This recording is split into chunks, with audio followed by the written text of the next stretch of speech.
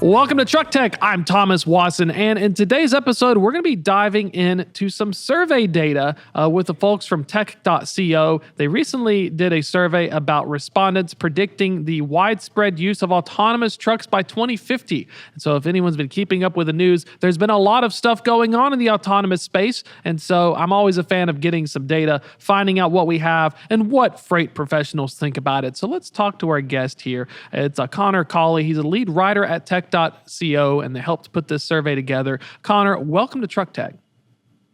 Thank you for having me. I'm excited to be here, excited to talk about some autonomous trucks. That's been, I feel like with Aurora and everything else, it has been the talk of the town. And so let's talk about a little bit about what you do, some of your writings, and then we'll dive into the survey. Absolutely. Yeah. So TechCo, we do like a lot of business software updates. So for logistics, it comes in the form of like fleet tracking, asset tracking, that kind of stuff. But we also do a lot of news on logistics, like just generally what's happening with Aurora. They're doing a lot of updates consistently about whether they're going to have humans in trucks, not trucks, all that stuff. So that's kind of a lot of the focus of what we do. And recently with this survey, it was released, and it revealed that 65% of U.S. freight professionals are expecting to see that widespread use of self-driving trucks by 2050.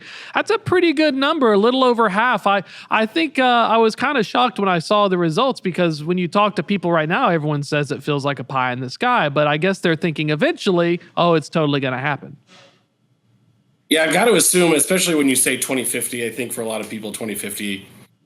and the way technology is advancing, 2050 feels like anything could be happening, especially with how fast AI is doing stuff. So if you look at like the more granular data, nobody thinks anything's going to happen before 2030, 2040. Like, I think it's very granular. Like later, like only 11% of people thought anything's going to happen by the end of this decade.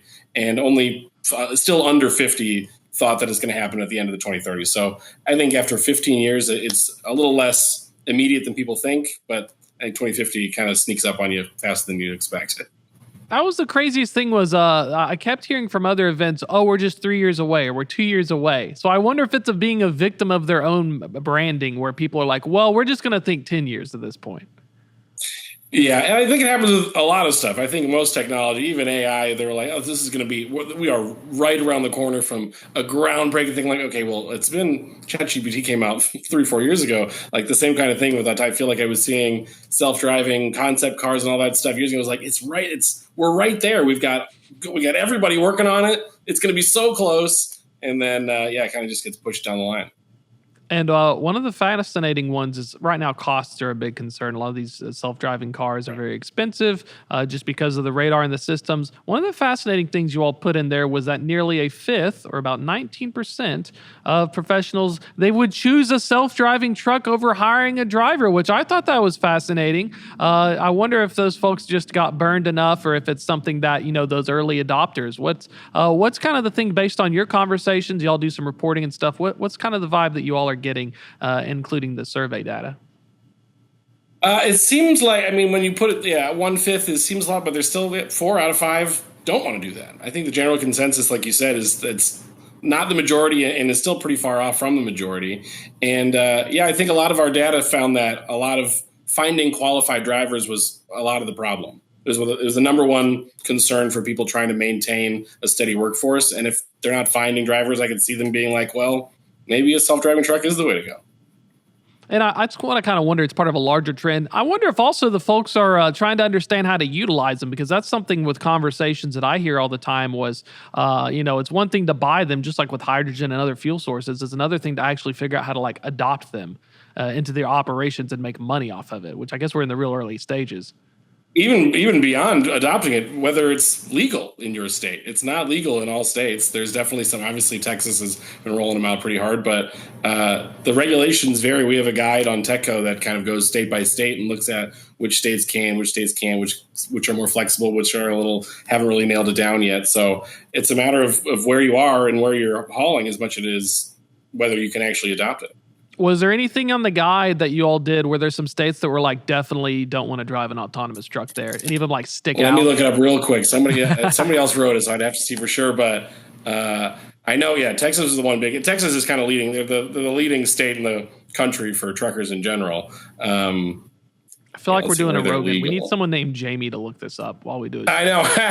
Exactly. Got to get somewhere in there.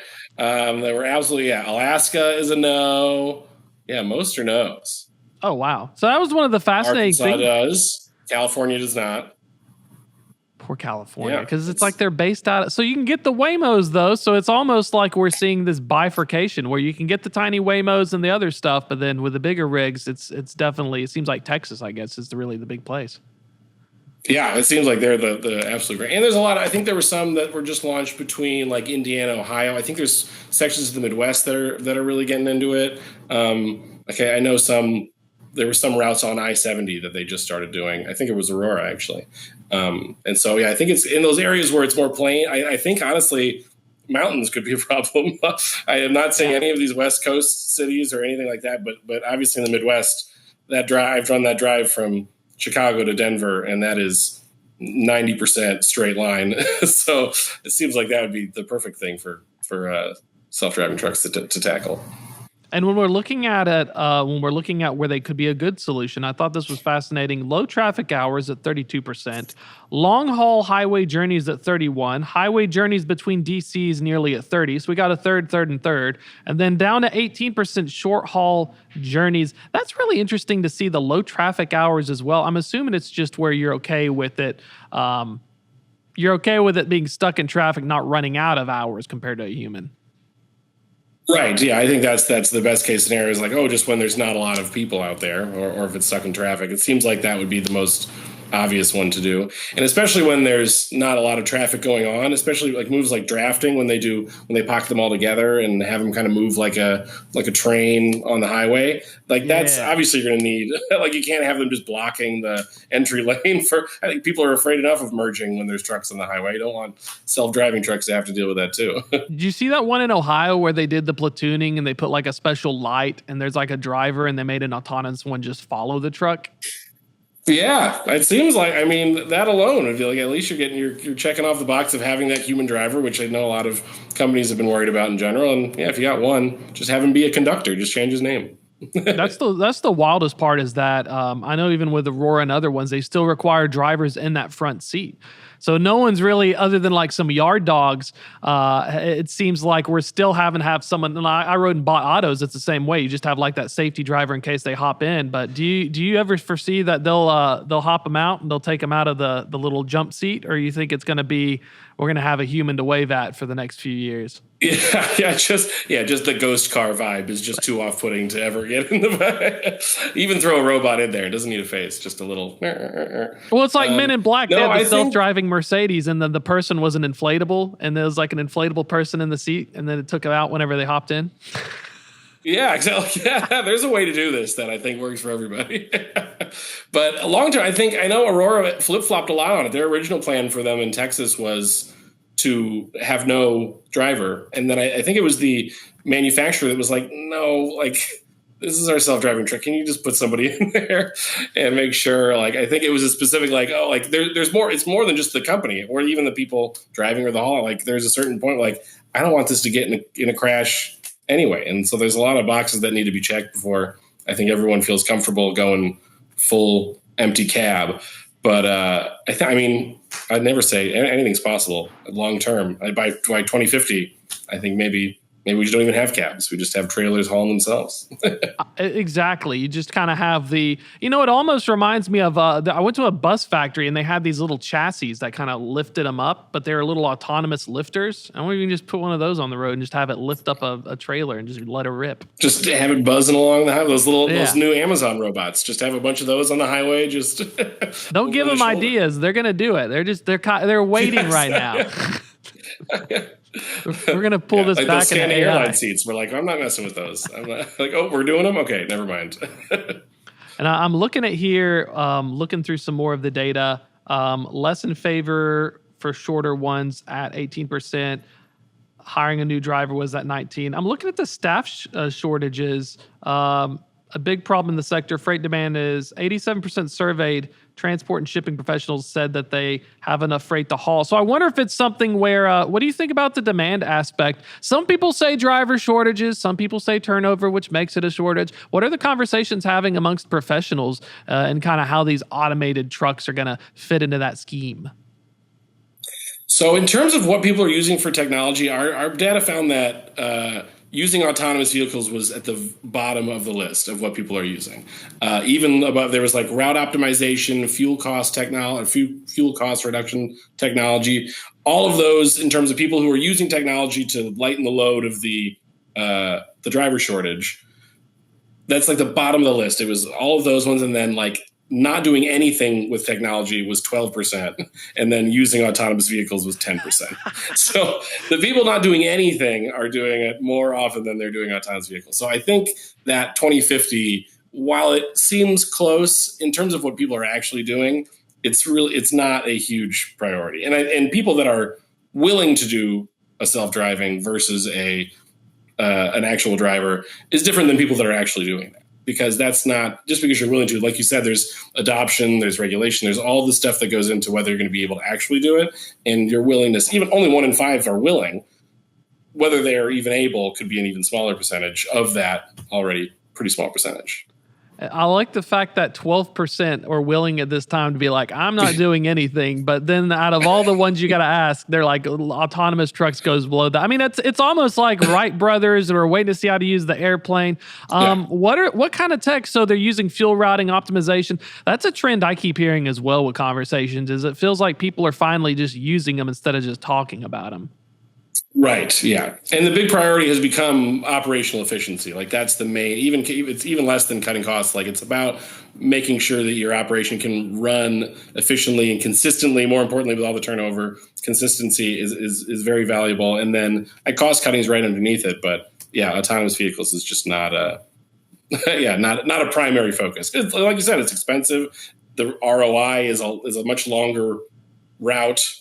Whereas, route optimization, fuel reduction technology, that's right away. You're immediately seeing savings.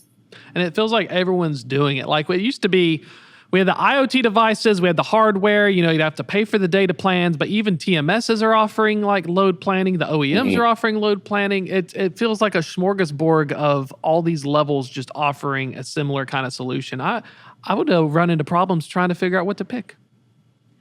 Yeah, there are a lot. I mean, that's the whole Techco thing. We have done extensive research on all of them and have found ways to make it. And all of us aren't truckers. We are just people that research and know how to parlay the jargon into something that people can actually understand. So, I've learned more than my fair share. I've been in like 5 truck cabs.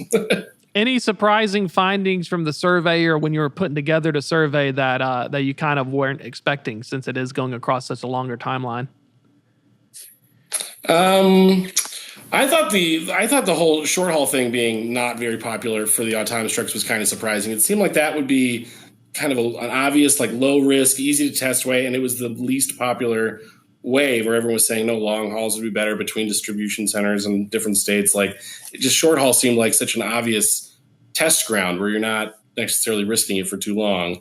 But I think maybe in that case, people are like, well, those are the routes that people are after. Like truckers don't want the long hours. They don't want all that stuff. According to our stuff, they want pay and work-life balance almost the same amount. So I think maybe those short hauls, like, well, these short haul routes make more sense for people because robots should be the one having to drive for 18 hours in a row. Well, that's one of the things I've been noticing is there's almost 3 layers of autonomy. There's the yard tractors, or the lovingly called the yard dogs, the little diminutive guys who are running around and we have the middle mile with your box trucks. So I think of like Gotic. And then we talk about the heavy haul application. So I do wonder if it's something where maybe the heavy haul guys are like, I'm going to see if the yard dog will bring it to me. So maybe there's an autonomous like pyramid scheme where the autonomous yard dog brings it to the DC, where the autonomous box truck moves it, and then the autonomous rig carries it back and forth. There's some opportunity for scale here. It's like a pecking order. It could be like a Russian doll situation where the yard dog goes inside the mid guy and they go. It's a nesting doll of autonomous. Yeah. You got to check them out. Those things are so much fun. Apparently, the yard dogs, they've been electric since like 17 or 18. OEMs like them because you can charge them more. But they're doing the autonomous ones where it's like, it's not a Roomba. These guys work really hard, but it knows how to charge itself. So it's like, imagine it will, when it senses downtime, navigate itself to a charging area and just plug in and wait. And then when it's ready, it'll just roll out. Man, that is technology, man. How do they do it? You got to talk to us. If you do, I know a guy, apparently there's like these rings, you like charge your iPhones and it's got the little ring on the bottom of it. Well, they thought about doing that for these trucks, but apparently you have to get a lot of juice and you just put like tons of watts under this thing. So I thought, well, how do you make sure it doesn't accidentally charge my phone and like cause it to combust? Well, they say we use a different frequency. Yeah. I was like, well, if I'm on a bus and it's charging at a bus stop or a yard dog, I don't want my phone to start warming up. But apparently there's some technology along the way that you just have like a little ring and it just sucks up the electrons to do that kind of charging. That's as someone that's been a tech writer for almost a decade now, I can assure you that is another technology that has been right around the corner for for a long time. Some very ambitious companies with some Theranos level marketing. They're promising the world and they're still not answering the basic questions, which is this thing going to explode in my pocket?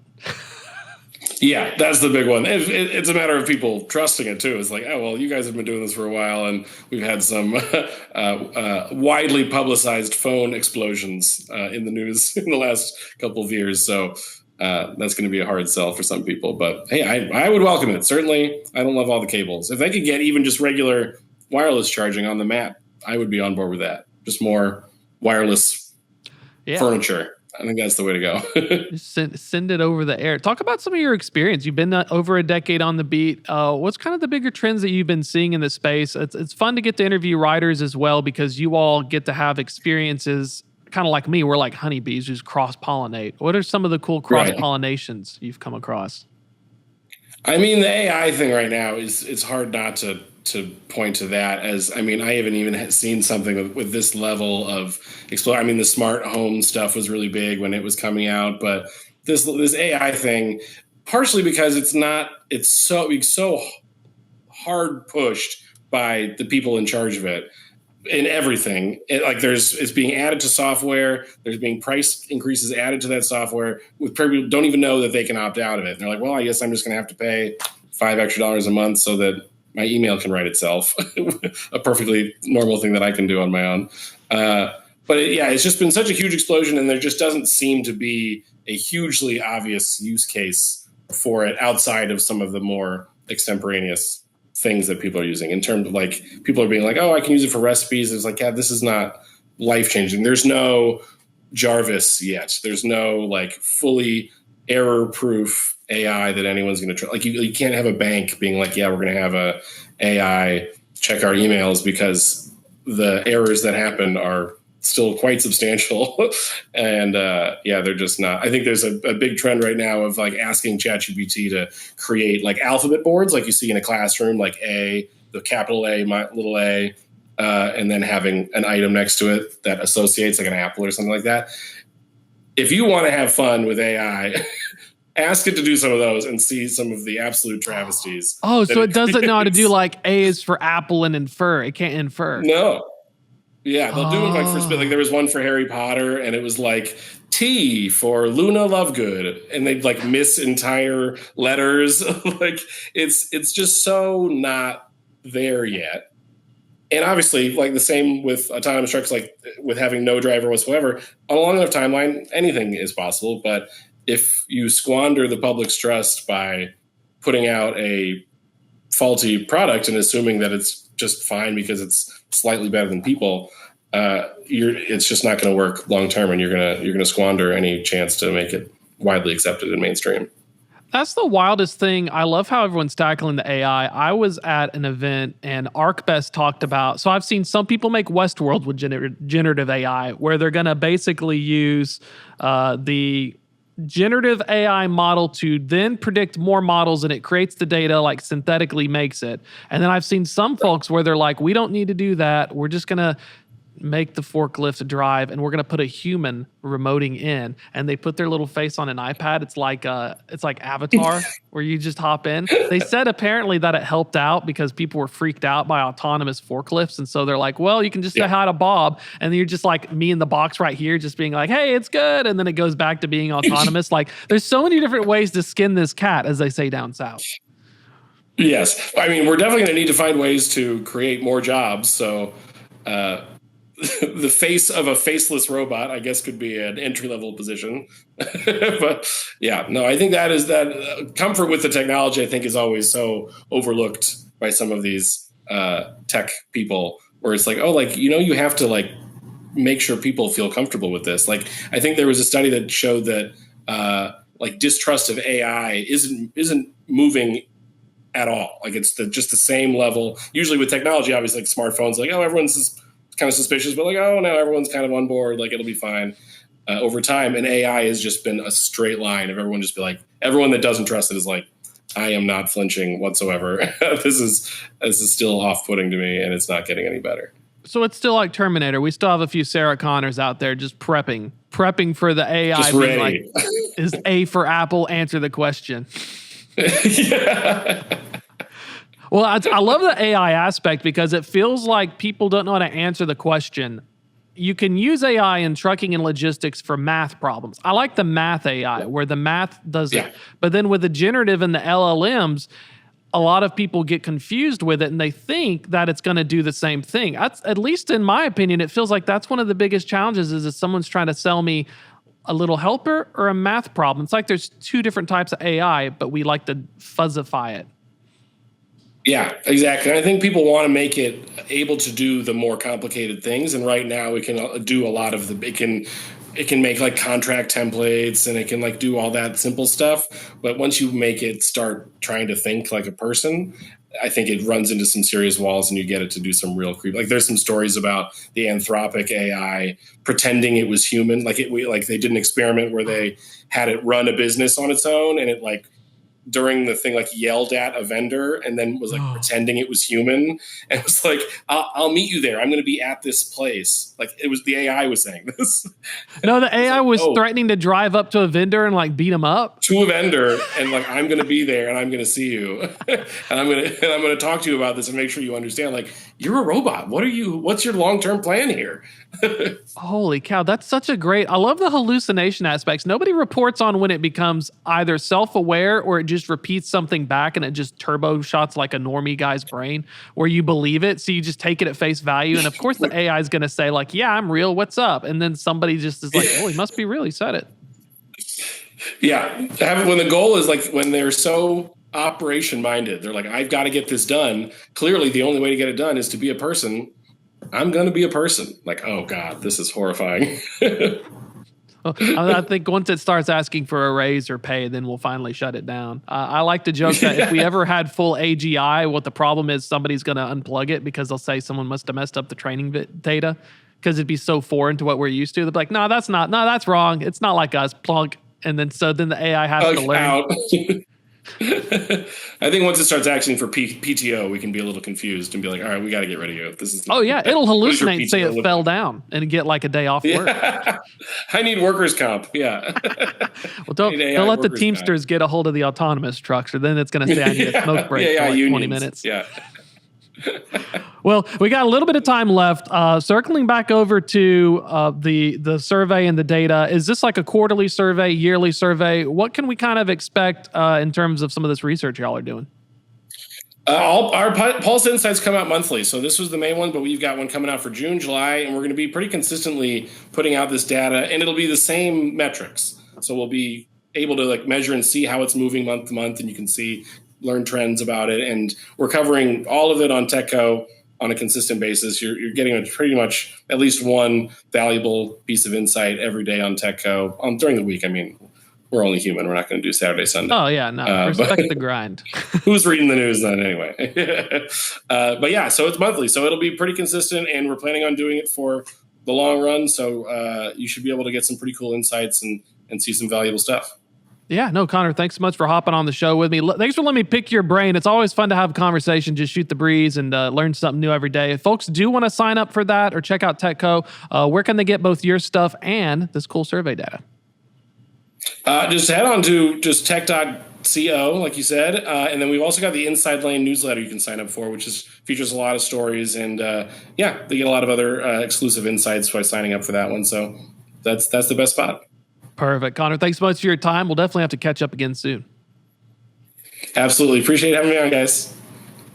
That's going to be a wrap for this episode, but if you're just joining us, we're on Apple, Spotify, and YouTube, wherever you may find your podcast needs. While you're at it, sign up for, I got to plug my newsletter, the Truck Tech newsletter, but I repackage stuff that I write because I have to write to fill the newsletter. It's like a chicken or the egg, and so it just kind of works. FreightWaves.com/trucktech. You can get that in your inbox as well. While you're at it, FreightWaves has events, live.freightwaves.com. I'll be at the Enterprise Fleet Summit. If those of you Actually, I think it goes out on Wednesday as well. So too late for you guys listening on this one. But check out the F3 Future of Supply Chain. It is in October in Chattanooga, Tennessee. It is kind of our Catalina wine mixer, as they would say, from the movie Step Brothers. And so you don't want to miss it. That's going to be a wrap for this show. Thank you all so much for watching, as always, for tuning in. And I will see you again next week.